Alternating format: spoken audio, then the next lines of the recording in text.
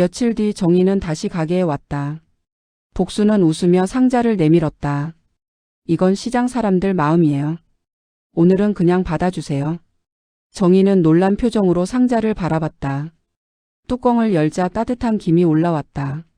이걸 다 저희를 위해서요? 네, 우리가 조금씩 넣었어요. 사람 사는 게 다 그런 거잖아요. 그 순간 정희의 눈가가 붉어졌다. 그녀는 조용히 고개를 숙이며 말했다. 고맙습니다. 정말 이렇게까지 해주실 줄은. 복수는 그녀의 손을 잡았다. 사람이 사람을 돕는 건 당연한 일이에요. 그동안 얼마나 혼자 힘드셨겠어요. 그날 밤 정희는 집으로 돌아와 남편의 손을 잡았다. 여보, 오늘은 내가 만든 게 아니에요. 사람들이 같이 챙겨줬어요. 이 세상에 아직 좋은 사람이 많네요. 남편은 미약하게 눈을 떴다. 입가가 살짝 움직이며 속삭였다. 그래서 살만하지. 그 말에 정희는 울음을 터뜨렸다. 응, 맞아요. 살만해요. 당신이 있으니까. 며칠 후 복수는 정희의 집을 다시 찾았다. 남편의 상태는 조금 나아져 있었다. 비록 몸은 움직이지 못했지만 눈빛만큼은 또렷했다. 정희는 말했다. 요즘엔 조금씩 웃으세요. 사람들이 찾아와서 인사도 해주시고. 그게 그렇게 큰 힘이 되는 줄 몰랐어요. 복수는 조용히 미소 지었다. 이제 혼자가 아니니까요. 그 말에 정희는 고개를 끄덕였다. 맞아요. 혼자 버틴다고 생각했는데 사람 마음이 이렇게 따뜻할 줄은 몰랐어요. 그날 이후 시장은 조금씩 변했다. 정희의 이야기는 입소문을 타고 퍼졌고 시장 사람들은 서로를 조금 더 살폈다. 누군가 힘들어 보이면 말없이 김치 한 통을 건넸다. 누군가 눈이 붓게 울었다면 따뜻한 국 한 그릇이 그 자리를 대신했다. 정희는 여전히 매일 가게에 들렀다. 하지만 이제 그녀의 손에는 혼자가 아닌 마음들이 담겨 있었다. 진심이 드러나면 사람은 달라집니다. 그녀의 수상한 소비는 결국 누군가를 살게 한 사랑의 언어였죠. 겨울은 유난히 길었다. 찬 바람이 시장 골목 사이를 파고들고 눈은 내리지도 않으면서 하루 종일 흐린 하늘만 이어졌다. 그런 계절 속에서도 정희는 여전히 시장으로 향했다. 하지만 요즘은 발걸음이 점점 느려졌다. 남편의 상태가 악화되고 있었기 때문이다. 그날 아침 복수는 가게 앞에서 정희를 기다리고 있었다.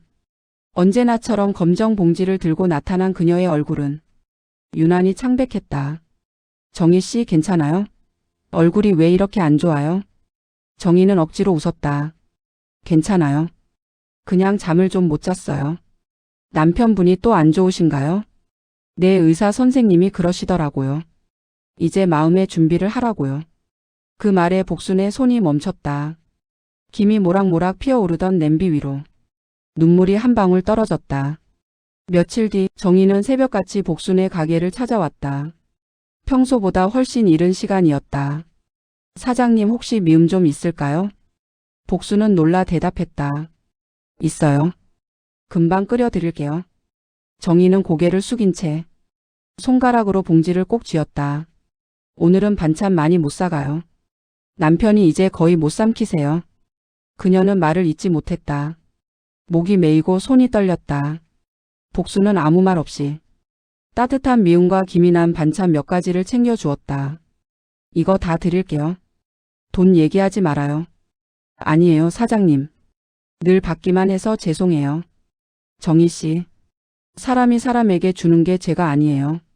그 말에 정희의 눈에서 그동안 꾹 참았던 눈물이 터졌다. 그날 밤 정희는 집으로 돌아와 남편 옆에 앉았다. 남편은 숨을 고르며 힘겹게 눈을 떴다. 정희야. 그 목소리는 거의 바람소리 같았다. 응, 여보. 나 왔어. 오늘은 사장님이 미음 끓여주셨어요. 따뜻해요. 남편은 천천히 고개를 끄덕였다. 그 사람 좋은 사람이구나. 응, 참 좋은 분이에요. 당신 덕분에 내가 그런 사람을 만난 것 같아요. 남편은 미약하게 미소를 지었다. 정희야, 그동안 고마웠어. 그 순간 정희의 가슴이 무너져 내렸다. 그런 말 하지 마요. 아직 나랑 더 있어야 하잖아요.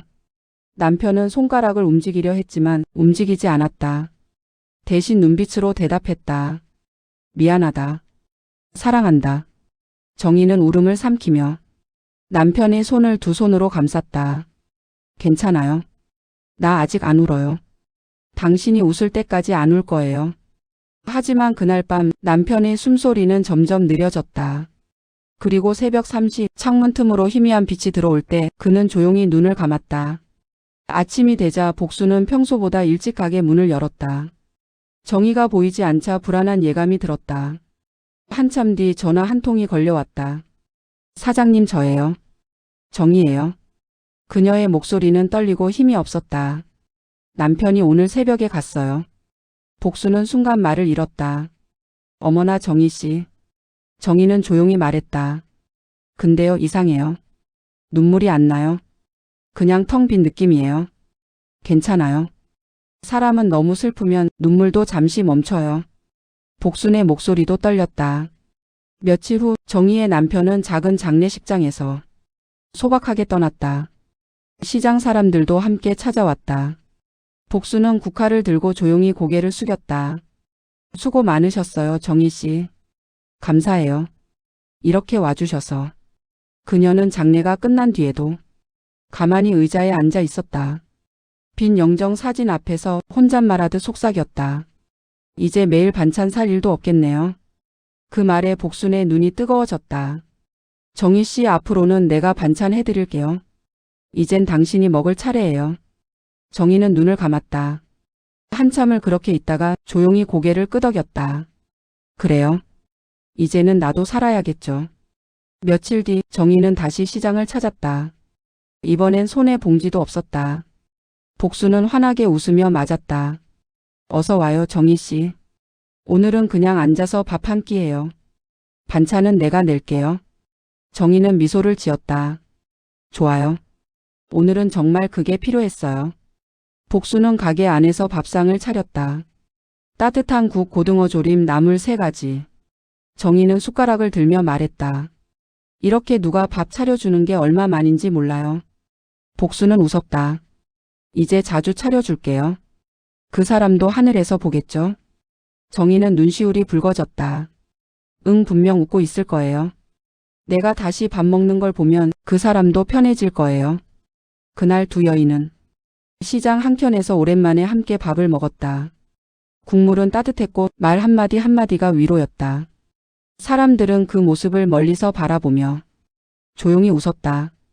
누군가의 아픔이 이제는 모두의 온기로 바뀌어가고 있었다. 사랑은 때로 반찬 한 그릇에 담길 수 있습니다. 그녀의 헌신은 끝났지만 그 마음은 여전히 시장을 돌고 있었죠. 봄은 그렇게 찾아왔다. 겨울 내내 얼어있던 골목의 공기가 조금씩 따뜻해지고 시장에 봄나물이 쌓이기 시작했다. 복수는 여느 때처럼 가게 문을 열며 먼 하늘을 바라봤다. 정희 씨 오늘은 올까? 이젠 그녀의 하루는 그 여인의 발걸음을 기다리는 일로 시작됐다. 그날 오후 문이 살짝 열리고 익숙한 목소리가 들렸다. 사장님 오랜만이에요. 정희였다. 하지만 그녀의 모습은 예전과 달랐다. 눈 밑에 그늘은 사라지고 어딘가 홀가분해 보였다. 정희 씨, 아이고 잘 지냈어요? 네, 요즘은 많이 괜찮아요. 남편 보내드리고 나니까 이상하게 마음이 조용해요. 그녀는 잠시 가게 안을 둘러보았다. 여전히 반찬 냄새가 구수했고 사람들 웃음소리가 들려왔다. 여기 오면 이상하게 마음이 편해요. 남편이 좋아하던 냄새가 나서 그런가 봐요. 복수는 조용히 웃으며 그녀 앞에 따뜻한 국 한 그릇을 내밀었다. 이제는 당신이 먹을 차례예요. 남편이 그랬잖아요. 그래서 살만하지라고. 정희는 국을 한 숟갈 떠먹으며 작게 웃었다. 그러네요. 살만하네요. 며칠 뒤 정희는 시장 근처에 작은 포장마차를 열었다. 희정 반찬. 그녀의 이름과 남편의 이름 한 글자씩을 따서 붙였다. 복수는 그 소식을 듣고 찾아갔다. 아니 이게 뭐예요? 시장 후배가 생겼네. 정희는 웃으며 말했다. 그냥 집에만 있으니까 너무 공허해서요. 남편이 좋아하던 반찬들로 사람들 밥상 좀 채워보려고요. 그날 이후 두 가게는 나란히 시장의 향기를 채워갔다. 한쪽에선 복순이 국을 끓였고 다른 한쪽에선 정희가 반찬을 담았다. 그리고 매일 아침 둘은 서로에게 말했다. 오늘도 잘 버텨보자. 시간이 흘러 여름의 햇살이 시장을 덮을 무렵 정희는 새 손님 한 명을 맞았다.